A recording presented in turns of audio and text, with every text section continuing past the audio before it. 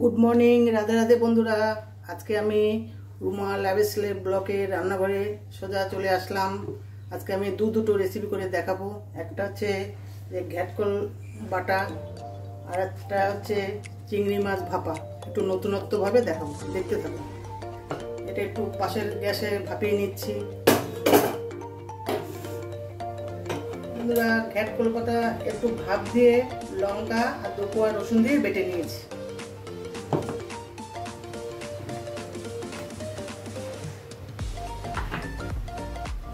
একটু কালো জিরে দিয়ে দিলাম,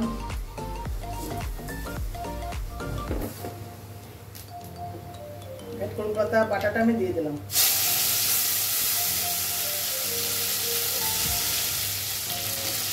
স্বাদ মতো নুন দিয়ে দিলাম, একটু হলুদ দিয়ে দিলাম,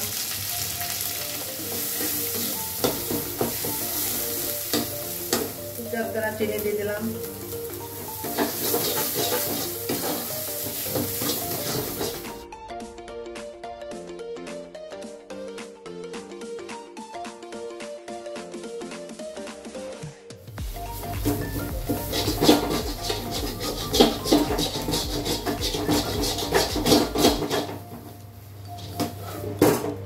ঘ্যাটকল পাতা ভাজা আমার হয়ে গেছে, এরকম হবে, দলা দলা হয়ে যাবে।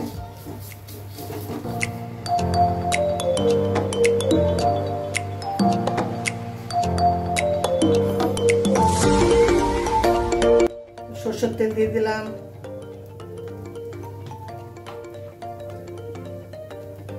একটা শুকনো লঙ্কা দিয়ে দিলাম, পেঁয়াজ দিয়ে দিলাম,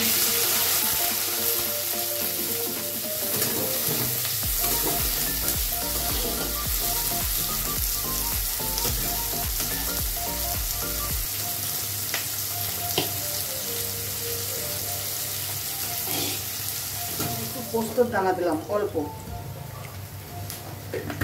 একদম সামান্য। আমি একটু গোবিন্দভোগ চাল এই পেঁয়াজ ভাজার মধ্যে দিয়ে দিলাম অল্প একটু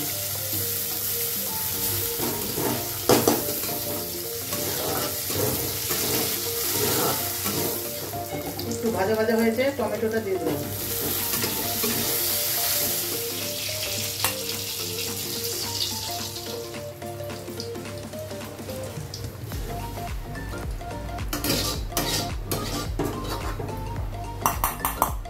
গ্যাসটা অফ করে দিলাম। এবার এটা একটু বেটে নেব। গ্যাস অফ আছে, একটু তেল আছে, পেঁয়াজ ভাজা তেল,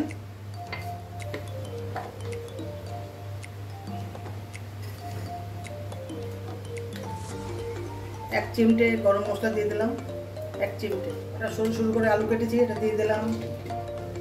ওটা গাঠি কচু ছাড়িয়ে সেদ্ধ করে নিয়েছি, এবার সেদ্ধ কাঠি কচুটা এর মধ্যে দিয়ে দিলাম। এবার আমি চিংড়ি মাছ কেটে ধুয়ে নুন, হলুদ, শুকনো লঙ্কার গুঁড়ো আর একটু লেবুর রস আগে থেকে মাখিয়ে রেখেছিলাম, সেটা আমি এখন দিয়ে দিলাম।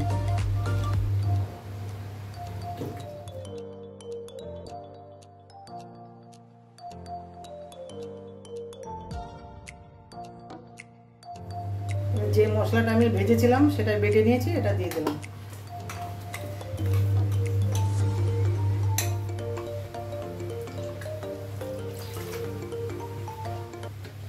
একটু আমি হলুদ দিয়ে দিলাম,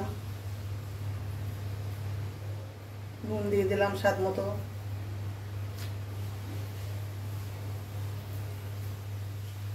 সরষের তেল দিয়ে দিলাম,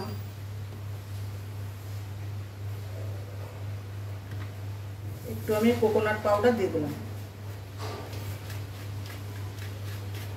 খুব বেশি না, অল্পই দেবো।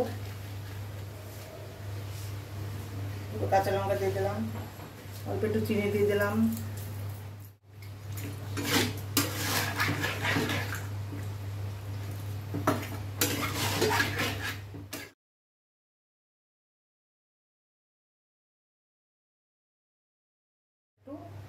ধনে পাতা দিয়ে দিলাম।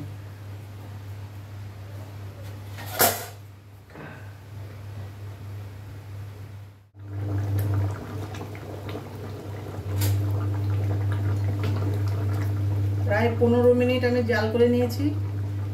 দেখি আমি সেদ্ধ হয়ে গেছে কিনা, কচুটা সেদ্ধ হয়েছে কিনা। মতো আমার সেদ্ধ হয়ে গেছে, আলু আমার সেদ্ধ হয়ে গেছে, কচু আমার সেদ্ধ হয়ে গেছে।